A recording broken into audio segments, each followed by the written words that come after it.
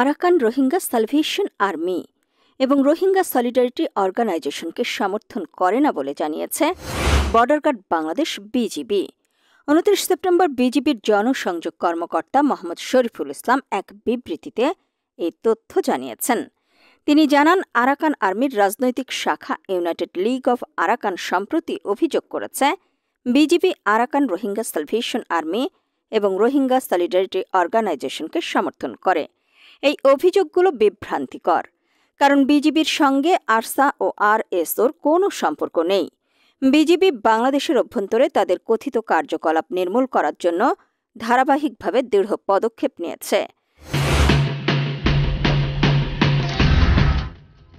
তাদের শীর্ষ নেতা আতাউল্লাহ জুলুনি সহ বেশ কয়েকজন সদস্যকে গ্রেফতার করা হয়েছে, যা প্রমাণ করে যে বিজিবি আরসা ও আরএসওকে মিত্র হিসেবে নয়, বরং স্থিতিশীলতার জন্য হুমকি হিসেবে বিবেচনা করে।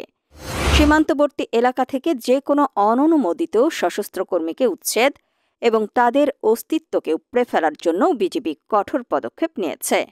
বিবৃতিতে আরও বলা হয়, বিজিবির ম্যান্ডেট স্পষ্ট: জাতীয় সীমান্ত সুরক্ষিত করা, আইন শৃঙ্খলা বজায় রাখা এবং ১০ লাখেরও বেশি রোহিঙ্গা শরণার্থীকে আশ্রয় দেওয়ার বোঝা পরিচালনা করা।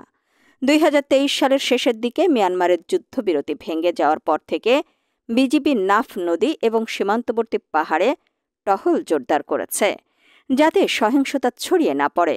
ঘুমধুম এবং বান্দরবান কক্সবাজার বেল্ট জুড়ে এখন সর্বত্র সৈন্য মোতায়েন করা হয়েছে।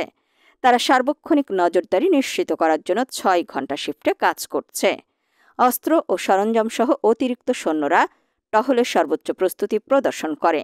এটি স্থল সীমান্ত সিল করার একটি ইচ্ছাকৃত প্রচেষ্টার অংশ, যার ফলে চোরা কারবারি এবং জঙ্গিদের প্রবেশপথ কম থাকে।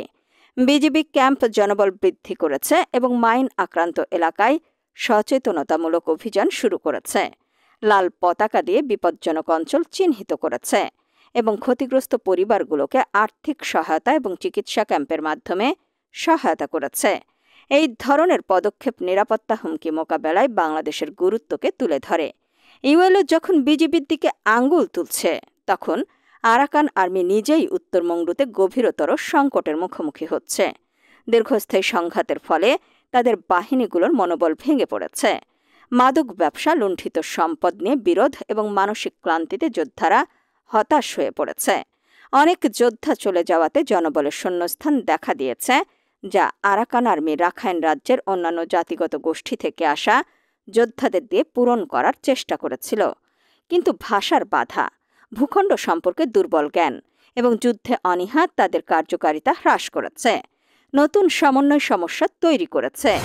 বিজিবি আরসা এবং আরএসওর সঙ্গে সংযোগের বিষয়ে ইউএলের প্রচারণাকে দৃঢ়ভাবে প্রত্যাখ্যান করে। এই দাবিগুলোর লক্ষ্য উত্তর রাখাইনে আরাকান আর্মির নিজস্ব নির্যাতন, বৈষম্য এবং প্রভাবের রেকর্ডকে আড়াল করা।